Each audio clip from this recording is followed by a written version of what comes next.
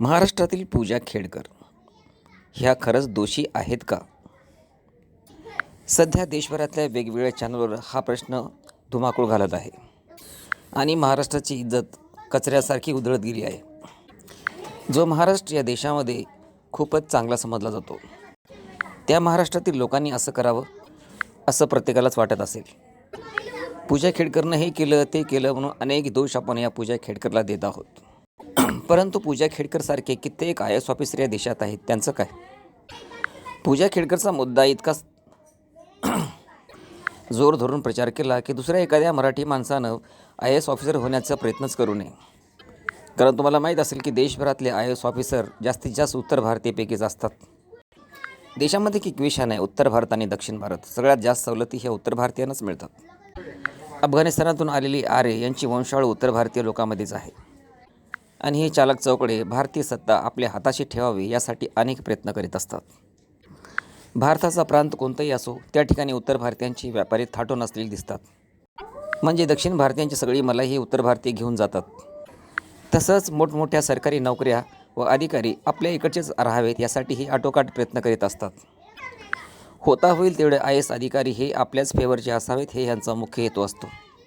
आणि एवढ्यासाठी त्यांनी पूजा खेडकरच्या प्रकरणाला उचलून धरलं असेल. पूजा खेडकरने बरंच काही चुकीचं काम केलं असेल, परंतु ते एवढ्या ज्या न्यूज टी व्हीवर येतात ना, त्या न्यूज म्हणजे ह्या हेतुपुरस्सर दाखवल्या जातात. खरंच एवढे इमानदार आहेत उत्तर भारतीय लोक? अहो, एकट्या मुंबईमध्ये 70% गुन्हे हे उत्तर भारतीय लोकांवर आहेत. एवढे गुन्हे उत्तर भारतीय लोक करतात. याच महाराष्ट्रातल्या गोपीनाथ मुंडे यांची हत्या करून त्याला ॲक्सिडेंट नाव दिलं. ते कशासाठी? की या महाराष्ट्रातील माणूस हा पुढे चालून BJPमध्ये मोठ्या पदावर बसेल एवढ्यासाठीच. तुम्हाला माहीत असेल नसेल, महाराष्ट्र हा भारतीय इतिहासाचा मुख्य प्रांत आहे. अनेक देवदेवतांचा उदो उत्तर भारतातून सुरू करून अख्ख्या देशाला यांनी महामूर्ख बनविलं. का दक्षिण भारतात का देव नाहीत का? पण त्यांचा मात्र बोलबाला कुठे केला नाही. खास करून महाराष्ट्रामध्ये जे माहूरगड आहे ते या भारत देशातील अतिशय महत्त्वाचं ठिकाण आहे, पण त्याला कोणी आजपर्यंत विचारच केला नाही. माहूरगड हे भारतातील असे एकमेव तीर्थक्षेत्र आहे की जे भारत देशातील सर्वोच्च आहे, पण त्याचा उदो जे काय आहे ते शून्यासारखाच आहे. पूजा खेडकरने चूक केली असेल तर तिची शिक्षा तिला मिळेल, परंतु त्याचं वर्णन आणि त्याचा प्रचार इतका जोरात केला गेला की खरोखरच ते महाराष्ट्रासाठी निंदनीय आहे. का या देशामध्ये अजून कोणी वाईट कामं केली नाहीत का? उत्तर भारतीय लोक कोणतेही प्रकरण हे सहजपणे दाबून टाकतात. जसे आजही बिहार या प्रांतामध्ये दिवसाआड ढवळा ट्रक चोरून लुटल्या जातो आणि त्यावर कसलीही ॲक्शन घेता येत नाही आणि घेतली जात नाही.